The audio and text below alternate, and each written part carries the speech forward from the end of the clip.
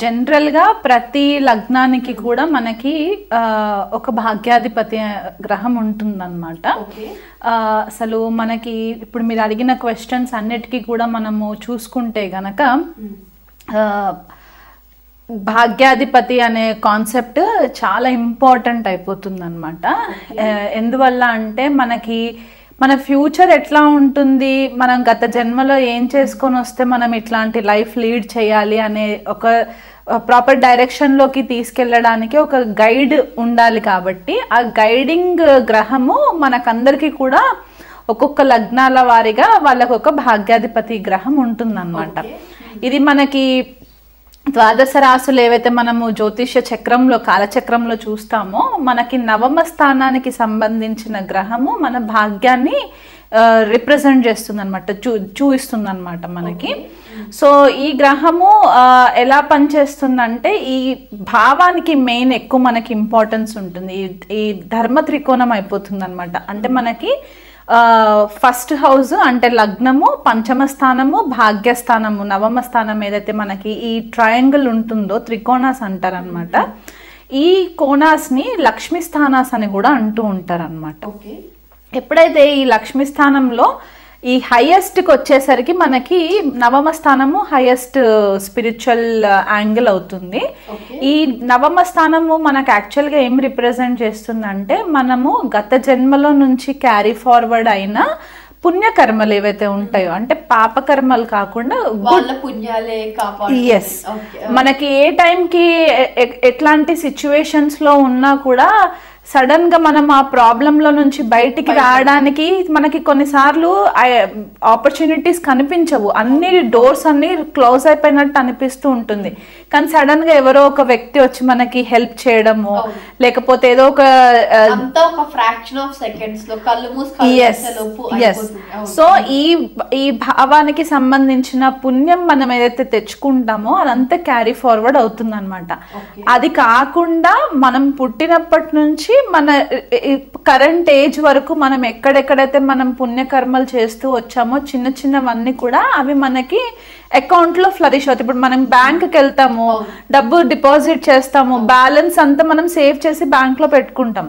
ఈ భాగ్యాధిపతి ఆర్ భాగ్యస్థానానికి సంబంధించిన ఫ్యాక్టర్ కూడా ఇంచుమించు అట్లాగే ఉంటుందన్నమాట. కర్మాస్ మనము ఎంత గుడ్ కర్మాస్ చేస్తే, ఎన్ని మంచి పనులు చేస్తే అది ఒక్కొక్క రోజు ఒక్కొక్క పర్సంటేజ్ లాగా మనకి నవమ స్థానంకి వచ్చేసరికి ఆ బ్యాంక్ బ్యాలెన్స్ అక్యుములేట్ అవుతుంది అనమాట. ఈ భాగ్యస్థానం వచ్చేసి దీని లక్ష్మీ స్థానం అని కూడా చెప్తూ ఉంటాము. ధర్మ త్రికోణం కూడా అవుతుంది. అంటే మనం ఎలాంటి ధర్మాన్ని ఫాలో అవుతున్నాం అంటే మనము ఇక్కడ మతం గురించి మాట్లాడట్లేదు, ధర్మాన్ని. అంటే మనం హిందూ అయి ఉండొచ్చు, క్రిస్టియన్ అయి ఉండొచ్చు, అసలు ఏ రిలీజన్ కూడా ఫాలో అవ్వకుండా కూడా ఉండొచ్చు. కానీ కొంతమంది వాళ్ళు అంటే నాస్తికులు ఉంటారు, వాళ్ళు రిలీజన్ ని ఫాలో అవ్వరు, కానీ వాళ్ళ మనసుకి చాలా మంచి వాళ్ళు అయి ఉంటారు. అంటే వాళ్ళు ఏదైతే ఫిలాసఫీని బిలీవ్ చేస్తారో దాన్ని మట్టుకు వాళ్ళు దాన్ని స్పాయిల్ అవ్వకుండా, పాడు చేయకుండా ఆ బిలీఫ్ ని వాళ్ళు ఫాలో అవుతారు అనమాట. ఆ ఏదైతే బిలీఫ్ ఉంటుందో అదంతా కూడా ఇక్కడ ఈ ధర్మ త్రికోణానికి సంబంధించే ఉంటుంది. అది కాకుండా మనకి టెంపుల్స్, చర్చెస్ అవ్వచ్చు, మాస్క్స్ అవ్వచ్చు, అంటే ఇతర మతాల గురించి కూడా చెప్తున్నాను నేను ఇక్కడ. అండ్ మన టెంపుల్స్ ఇవన్నీ కూడా మనకి నవమ స్థానానికి సంబంధించిందే అవుతుంది. అది కాకుండా మనకి ఫాదర్ ఫిగర్, అంటే మన తండ్రితోటి మనకి ఎలాంటి రిలేషన్ ఉంది, తండ్రి మనకి ఏం నేర్పించారు, పుట్టినప్పటి నుంచి మనకి తప్పటడుగులు వేస్తున్నప్పుడు మనల్ని ఒక ప్రాపర్ డైరెక్షన్ లో పెడుతూ ఉంటారు కదా ఫాదర్. సో తండ్రి యొక్క ఇంపార్టెన్స్ ఏంటి, గురువుల యొక్క ఇంపార్టెన్స్ ఏంటి, మనం స్కూల్ స్టార్టింగ్ కిండర్ గార్టెన్ నుంచి స్టార్ట్ అయ్యి మనము పిహెచ్డి లెవెల్ వరకు వెళ్ళేటప్పుడు మనకు చాలా మంది మెంటర్స్ తారసపడుతూ ఉంటారు, టీచర్స్ గైడ్ చేస్తూ ఉంటారు కదా. వీళ్ళు ఎలాంటి వాళ్ళు మన లైఫ్లోకి వస్తారు, వాళ్ళు మనల్ని ఎంతవరకు గైడ్ చేస్తారు, వాళ్ళ వల్ల మనం ఎంత పొజిషన్లోకి వస్తాము అనేది మనకి నవమ స్థానము భాగ్యస్థానము రిప్రజెంట్ చేస్తుంది. అంటే కొంతమందికి ఏమవుతుందంటే గురువులు కరెక్ట్గా దొరకరు, సో అంటే గత జన్మలో వీళ్ళు ప్రాపర్ గా గురువుకి రెస్పెక్ట్ ఇవ్వకపోతే ఇక్కడ కొద్దిగా ప్రాబ్లం అవుతుంది, డిస్టర్బెన్స్ అవుతుంది. సో ఆ రకంగా చూసుకోవాలి. అంటే భాగ్యస్థానము భాగ్యాధిపతి ఈ భావంకి ఏంటంటే DNA అంటారు అనమాట. మనం ఒక ప్రాణిక్ లైఫ్ ఫోర్స్ లో మనం ఏదైతే ఉంటామో ఆ DNA మొత్తం కూడా మనకి ఇక్కడ నుంచి కనెక్ట్ అవుతుంది. మనం ఎలాంటి ఇంట్లో పుట్టాలి అంటే కొంతమంది ఫర్ ఎగ్జాంపుల్ అంబానీ గారు ఉన్నారు, ఆయన పుట్టినప్పటి నుంచి సిల్వర్ గోల్డ్ స్పూన్ లో పుట్టినట్టు, ఎందుకంటే వాళ్ళ ఫాదర్ ధీరుభాయ్ అంబానీ గారు వెల్ ఎస్టాబ్లిష్డ్ ఫాదర్ కాబట్టి. సో అలాంటి వాళ్ళు మనం ఎందుకు అట్లా అవ్వట్లేదంటే వాళ్ళ పూర్వీకులు ఎంతో పుణ్యం చేసుకొని వచ్చున్నారు కాబట్టి వాళ్ళు ఇప్పుడు ఎంజాయ్ చేస్తున్నారు అండ్ వాళ్ళు కూడా అదే కంటిన్యూషన్ చేస్తున్నారు. సో ఇక్కడ మనకి మన పూర్వీకులు ఏం చేశారు, మనం ఏం చేస్తున్నాము, దాన్ని క్యారీ ఫార్వర్డ్ అయ్యే కర్మ అంతా కూడా మనకి భాగ్యం చూపిస్తుంది అనమాట. పూర్వీకులు ఏం చేశారు, మనం ఏం చేసాం, మన పిల్లలకి ఎగ్జాక్ట్లీ అంతే అంతే. అంటే ఇప్పుడు భాగ్యస్థానంకి వచ్చేసరికి ఏంటంటే పంచమం నుంచి పంచమం లెక్కెట్టుకుంటే 5th to 9th వచ్చేసరికి భవద్భవం కాన్సెప్ట్ అని ఉంటుంది. మనకి 5th హౌస్ అంటే పంచమ స్థానం మనం పుట్టే పిల్లల గురించి చెప్పి మన పూర్వపుణ్యం ఏదైతే మనం చెప్తూ ఉంటామో మనకి పుట్టే గ్రాండ్ చిల్డ్రన్ అంటే మనవాళ్ళు వీళ్ళంతా కూడా మనకి నవమ స్థానం నుంచి చూపిస్తుంది అనమాట. సో ఎప్పుడైనా సరే మన పూర్వీకులు ఏదైతే తప్పు చేసి ఉంటే కనుక ఇక్కడ మనకి దాని రిఫ్లెక్షన్ మనం కనిపిస్తుంది. మనం కొన్నిసార్లు అనుకుంటాం నేను ఏ తప్పు చేయలేదు కానీ నేను ఎందుకు సఫర్ అవుతున్నాను అని చెప్పేసి, ఇక్కడ మనకి ఆ క్లూ దొరుకుతుంది అనమాట. వాళ్ళు ఏం చేస్తే మనం ఇక్కడ సఫర్ అవుతున్నాము అనేది మనకి ఇది కనిపిస్తూ ఉంటుంది. అలా కాకుండా ప్రతి లగ్నానికి ఒక్కొక్క గ్రహము స్పెసిఫిక్ గా ఉంటుంది కాబట్టి ఆ గ్రహం యొక్క బలాన్ని బట్టి మనకి షడ్బల కాన్సెప్ట్ ఉంటుంది.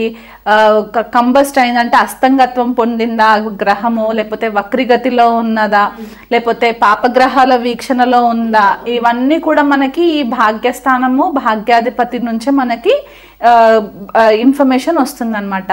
అంటే కొన్నిసార్లు మనం దోషాల గురించి కూడా చెప్తూ ఉంటాం, పితృదోషాలు, మాతృశాపాలు, స్త్రీ శాపాలు ఇవన్నీ చెప్తూ ఉంటాం కదా.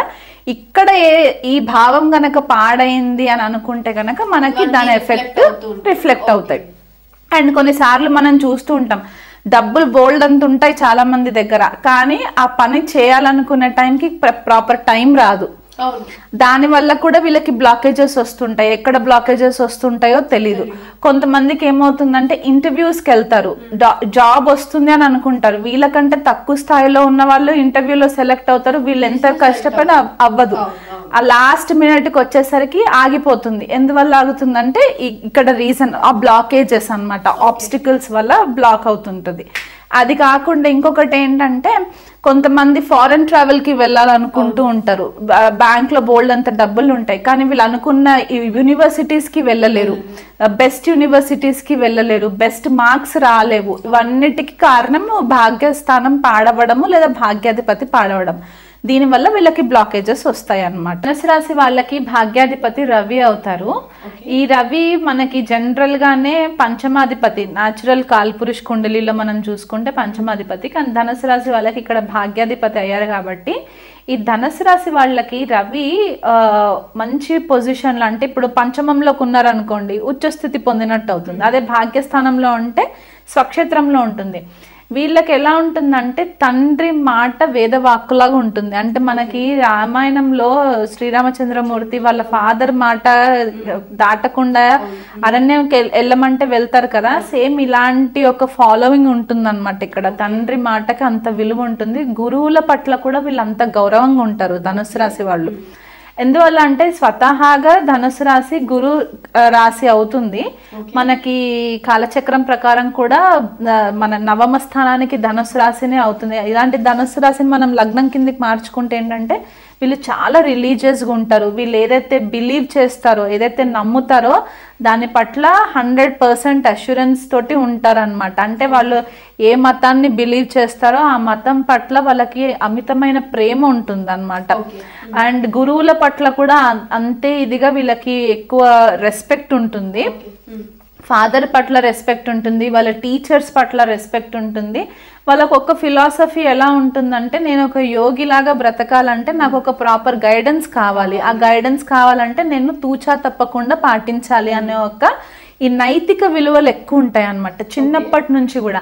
ఇంటెగ్రిటీ అని చెప్తూ ఉంటాం మనం ఒకటి ఇంగ్లీష్ వర్డ్లో. అంటే వీళ్ళు ముందు ఒకలాగా వెనకలు ఒకలాగా కాకుండా వీలైనంత మట్టుకు ముక్కుసూటిగా ఉండే ప్రయత్నం చేస్తూ ఉంటారు.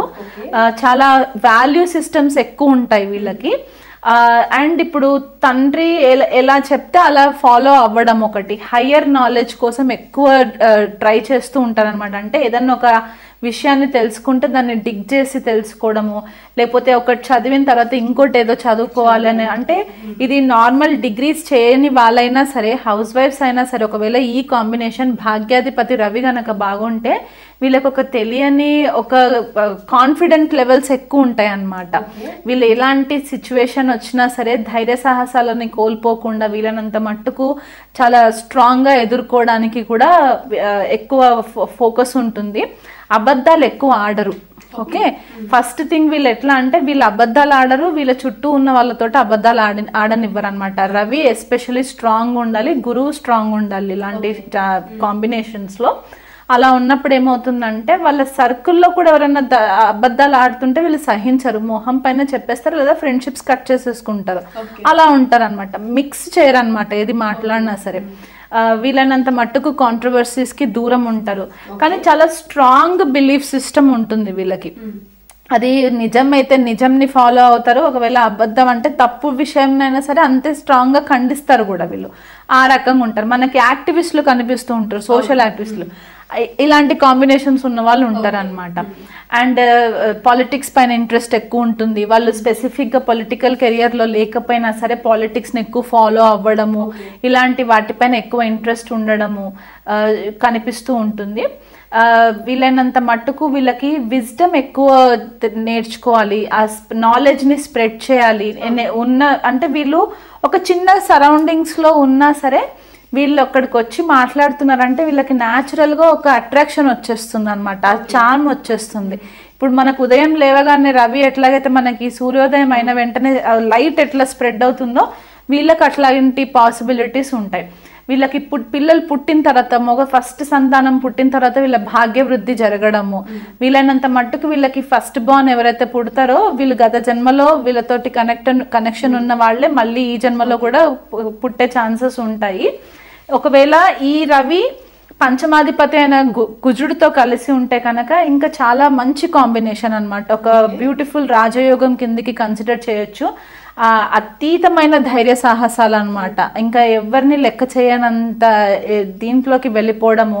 ఇప్పుడు ఒకవేళ రవి అండ్ కుజుడు కలిసి ఉన్న, రవి గురువులు కలిసి ఉన్న, ఇదన్నీ కూడా ధర్మ త్రికోణంలోకి వస్తాయి కాబట్టి వీళ్ళకి కెరియర్ పరంగా కూడా ఉన్నత శిఖరాలు అందుకోవడము, వీళ్ళనంత మట్టుకు వాళ్ళ స్వంత హార్డ్ వర్క్ పైన ఎక్కువ ఉండడము, అంటే లక్ ఫ్యాక్టర్ కంటే కూడా హార్డ్ వర్క్ పైన ఎక్కువ బిలీవ్ చేయడము, అంత ఈజీగా ఓటమిని యాక్సెప్ట్ చేయకపోవడము. ఎందుకంటే రాజు ఎప్పుడు ఓటమిని యాక్సెప్ట్ చేయరు కదా. సో అలాగే ఇక్కడ రవి భాగ్యాధిపతి అవుతారు కాబట్టి ఓటమిని అంత ఈజీగా యాక్సెప్ట్ చేయరు. అంటే అన్ని విధాలుగా నేను ట్రై చేసేసాను, నాకు ఇంకే రిగ్రెట్స్ లేవు అనుకునే ఒక మైండ్ సెట్ ఉంటుందన్నమాట రవి బాగుంటే. అదే ఒకవేళ రవి గనక పాపగ్రహాలతో గనక కలిసి ఉంటే, అంటే రాహుతో, కేతుతో, శనితో కలిసి ఉంటే మనకి ఫస్ట్ నంబర్ 1 థంబ్ రూల్ ఏమొస్తుందంటే పితృదోషాల కిందికి కన్సిడర్ అవుతుంది అనమాట. ఇది అంటే వీళ్ళ గత జన్మలో వీళ్ళు కానీ వీళ్ళ పూర్వీకులు కానీ ఆ పర్టిక్యులర్ లీడర్షిప్ రోల్స్లో ఉండుంటే కనుక ఎదుటి వాళ్ళకి ఏదైనా హాని చేసి ఉండడము ఇలాంటివి జరిగి ఉండే ఛాన్సెస్ ఉంటాయి. కాబట్టి అక్కడ కొద్దిగా భాగ్యం వృద్ధి చెందకుండా ఆబ్స్టికల్ క్రియేట్ చేస్తూ ఉంటుందన్నమాట. సో దానికి వాళ్ళ వివిధ జన్మ జాతకాలని బట్టి మనకి రెమెడీస్ ఉంటాయి కాబట్టి ఆ రెమెడీస్ చేసుకుంటే సరిపోతుంది.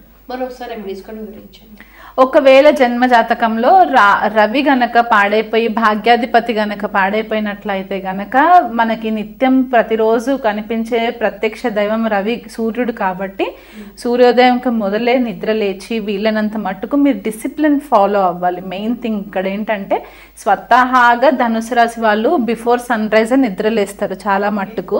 4 o'clock బ్రహ్మ ముహూర్తంలో నిద్ర లేవడానికి ట్రై చేస్తారు, 4-5కి. ఒకవేళ అలాంటి వర్క్ కల్చర్లో ఉండి మీకు పాసిబుల్ అవ్వట్లేదంటే వీలైనంత మట్టుకు సూర్యోదయం అయ్యేదానికంటే ముందు మీరు నిద్ర లేచి మీ లైఫ్ని ఒక ప్రాపర్ బ్యాలెన్స్లో పెట్టుకొని అంటే ఆ టైమింగ్ ప్రాపర్గా మీరు మెయింటైన్ చేసుకోగలిగితే, టైం మేనేజ్మెంట్ చేసుకోగలిగితే ఫస్ట్ మీరు రవి బెటర్ అవుతారు. రవికి అర్ఘం ఇవ్వడము, వీలైనంత మట్టుకు మనకి రాగి చెంబులో వాటర్ కన్జ్యూమ్ చేయడము, పెద్దవాళ్ళ పట్ల మీరు కొద్దిగా గౌరవాలు చూపెట్టడము, మీ ఫాదర్ మాటకి విలువనివ్వడము. ఫాదర్ లేకపోయిన వాళ్ళు ఉంటే గనక ఫాదర్ వయసులో ఉన్న వాళ్ళు ఎవరైనా మీకు గైడెన్స్ కోసం వచ్చిన వాళ్ళపైన చికాకు పడకుండా వాళ్ళకి గైడెన్స్ ఇవ్వడము, లేదా వాళ్ళ గైడెన్స్ మీరు తీసుకోవడము, గురువుల పట్ల కొద్దిగా రెస్పెక్ట్ చూపెట్టడము, ఇతర రిలీజియస్ ఎవరైతే అంటే ఇతర మతాల గురించి చెడు ప్రచారాలు చేయకుండా వీలైనంత మట్టుకు మీ పని మీరు చూసుకున్నట్లయి, దగ్గరలో ఉన్న సూర్యుడి టెంపుల్ ఏదైనా ఉంటే గనక ఆదివారం రోజు వీలైనంత మట్టుకు మీరు నాన్ వెజ్ అవాయిడ్ చేసేయండి. అండ్ సూర్యుడికి ఆదివారం రోజు అభిషేకాలు చేయించుకోవడము, లేకపోతే అర్చనలు చేయించుకోవడము, ఇలా చేయించుకొని ఆదిత్య హృదయం పఠనం చేసుకోవడము, రెగ్యులర్గా ఆదిత్య హృదయం పఠనం చేసుకోవడం వల్ల కూడా మీకు మంచి రిజల్ట్స్ వస్తాయి.